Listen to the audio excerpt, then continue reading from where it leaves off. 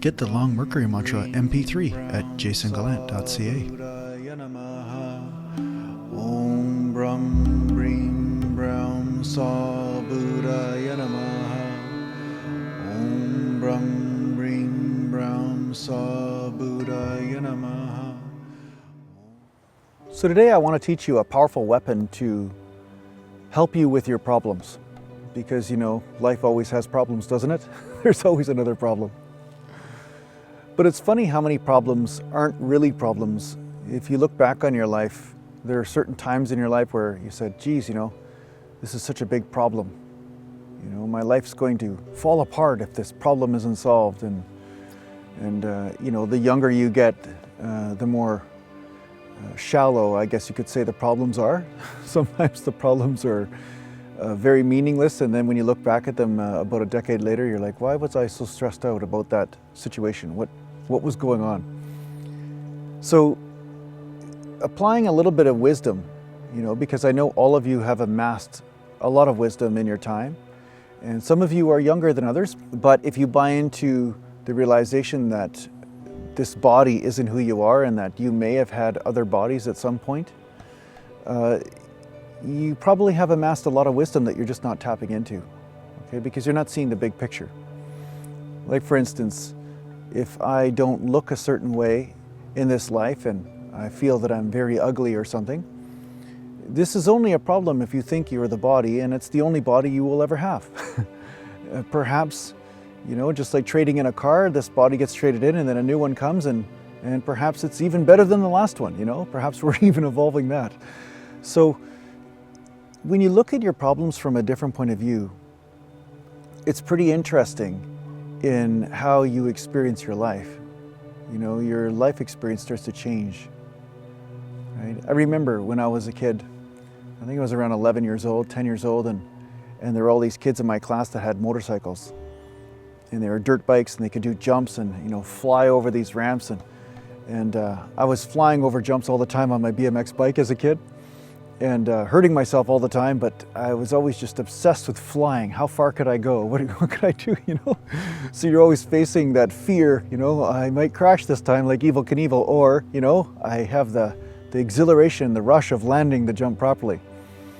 And knowing what I know now, and what I've known for the last 20 years, if I would have had a motorcycle back then, and I'm so thankful that my parents never let me get one, I probably would have killed myself or hurt myself so badly that I wouldn't have healed from it, because I was always challenging my limitations, right? And my parents could see this, but I thought they were just being unreasonable at the time, you know? So that was a very big problem for me. The problem was not getting a motorcycle.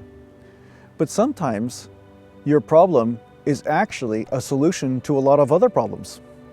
And what I mean by this is, if I did get the motorcycle, I would have had a whole slew of other problems that I most likely would have had to deal with. And this was the universe's way of keeping me from creating all sorts of unnecessary problems. So sometimes your limitations, sometimes your problem, you know, is a good thing.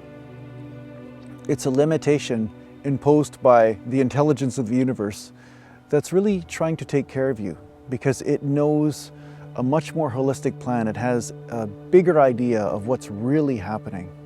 And that goes beyond even the cycle of life and death, right? Your life and death is not who you are. It is an experience. It's a vehicle that you ride as you experience this type of reality, but it's not the only reality. That's why so much of yogic practice is about letting go of your sensory perception. You know, letting go of how you perceive this reality, so that way the reality that was always with you becomes apparent, and you know that that reality is permanent, and then when you come into this reality, you don't take it quite so seriously. You have fun with it, and you might look as shallow as the next person, but you're not taking it as seriously, because you know that this is still a game, and the game will come to an end at some point, and then a new beginning of a new game. Right? So it's not quite as personal. So having gratitude for your limitations, you know, having gratitude for your problems, you know, it's really a powerful path, because there's something being said to you in this moment that you might not be aware of and you might not know.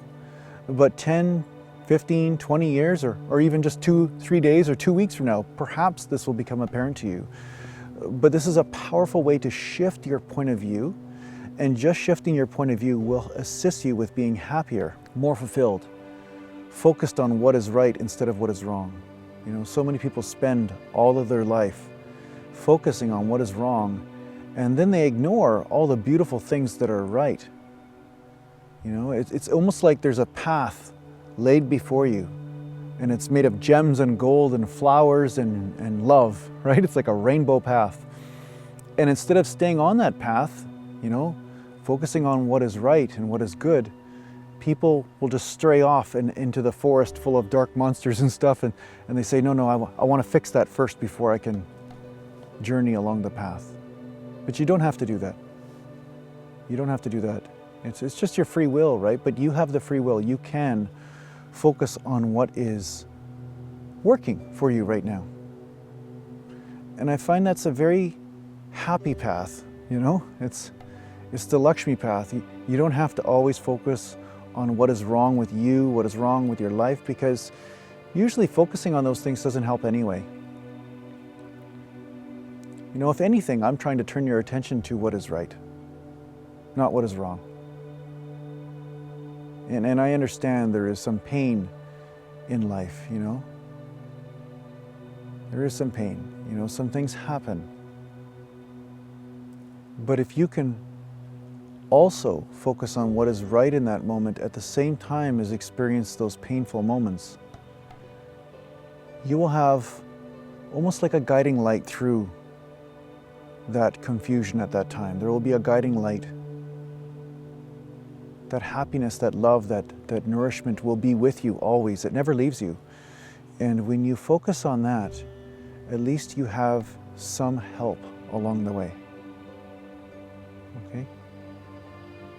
So don't discard your immortal partner, you know, your immortal guardian. Some people use the guardian angel terminology. Sometimes they use the word God or intelligence or something, but don't discard what is right just because a few things are wrong. It's very easy for people to think that when one major catastrophe is happening, that everything is wrong. And although I would agree with you, this is very painful, you don't have to discard what is right at the same time, you know? So I hope this helps you on your journey, and when things get challenging, just remember, sometimes you don't know the whole plan. Sometimes you don't know everything at this point in your life. Just like I didn't know when I was 10 years old and I wanted a motorcycle, right? So I hope this helps. Take care for now.